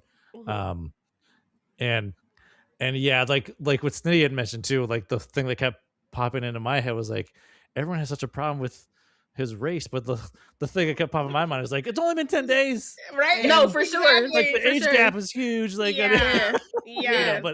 think that says a lot about us. Yeah, and I think it kind of sells the impact in mentioning that he lost a wife and a son, and the fact that she could kind of bring him back to life in a way that he never kind of planned, expected. Yeah, that conversation with his mom was beautiful. Yeah, that was a beautiful moment with his mom. He was just like, how I've been these past 8 years. I've been how I've been, and she's brought me back to life. I'm alive. I was just like, that's all you need to hear from your kid. So your kid essentially just told you that I've been dead for 8 years. I've been dead for 8 years. And in 10 days, this girl brought me back to life. And she had, and then on the flip side, he's opened her up to be something that she probably, even her mother said, she was like, look at the work that she was doing. One of my proudest things was being able to help you and facilitate and be a service to you. And she can do that for her husband in a way that I could never do, and have a greater impact on lives and people. It was such a mutually beneficial love between the two of them. When she's talking to her mom about him before she's met him, and her eyes are welling up with tears, and she just has so much pride in him and this relationship, and she's so excited to talk about him. The love for him is so strong that it just makes her want to burst into tears. It's so sweet. Absolutely. And there's a lot of great reveals too. They kind of build it up pretty good too, and it's oh man, what's their reaction going to be? This happens, and it's oh god, it's so good. So they did a really good job of all that, and also playing opposite to that, or playing up to that expectation. Then you think, oh, the Monsignor's gonna have a similar reaction, but he's just he's very cool with it. Totally super chill. It's her friends are on board, and they're playing. And her friends are cool with it's literally just the parents and I know. The dads. Exactly. Yeah. So, any final thoughts on Guess Who's Coming to Dinner? But it's still I just had to mention those caveats for me, why. I agree that the production kind of quality in terms of kind of the setting and the backgrounds and things, and that's what makes us movie nerds. We can't. Absolutely. We gotta love. We gotta pick because out honestly, those weird things. If you remove the delivery driver. Yeah. Oh no. No. Looks like you're a host. I passed. We're dropping like flies. I know. I passed my bad internet your over Wi-Fi to her. disease. Sorry. Yeah. I'm sorry. Cool. I'm infected. Yeah, you're. I'm infected with Janine's. I'm internet. sorry. My virus. I'm infected. No, I was saying that like if you remove the delivery driver and the girl, the movie doesn't change. No, totally. Yeah, exactly. Right. Yeah. Like they could have totally just you could have just removed them because Yeah. she didn't serve a purpose, but to have them make a joke and he didn't serve a purpose either.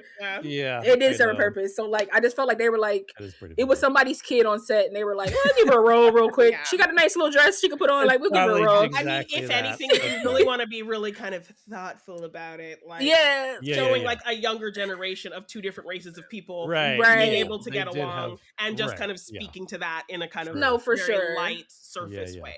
Like we're okay with this, but we're not okay with that. Like you know what I mean? Like you can take me to the store and we can dance together, but we can't love each other and type of thing. So so let's go ahead and rate. Guess who's coming to dinner? Janine the Bean. Yeah, I mean, I give this a 9.5 just because, I do agree with Brian in terms of kind of the production aspect of things, but everything else is perfect to me. Beautiful. So, nice. Brian. I'm gonna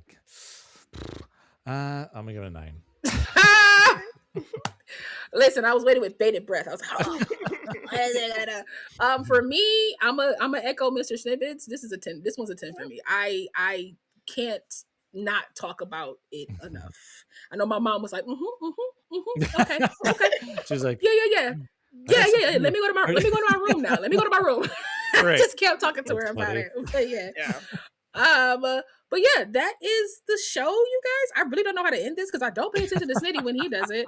But I check out immediately. I just check out. I just be like, and we're done. Like my brain's done. Okay. Yeah, but I said my piece now. I said my piece. So like we're done, right? Like I just let him take it away from here. But I will say thank you to everybody that has joined us live on Twitch and on YouTube for tapping in. Jennifer Lewis, Scotty, Marley, as per usual. Thank you guys for tapping in and commenting and adding your own 2 cents and everything to that. As we will be doing next week, it will be Wes Craven, I believe, next week. So it'll be Let the People Under the Stairs and Vampire in Brooklyn. See, I listened a little bit at the beginning. Yeah. Look at me going. And I'll just, since it's me, I'll just say it again. Make sure you just follow us all on all our social medias, as well as the Real Study on all podcast platforms. Make sure you tap in on our TikTok, our Instagram, so you don't forget or miss out on any shows, so you can see our previews, what we're doing. Also, make sure you tap into It's a Wonderful Podcast, as well as Morgan Has a Scene. But again, we thank you all for being here, and we will see you all next week. So, bye. Bye, Happy guys. Black History Month. Yeah. Hell yeah.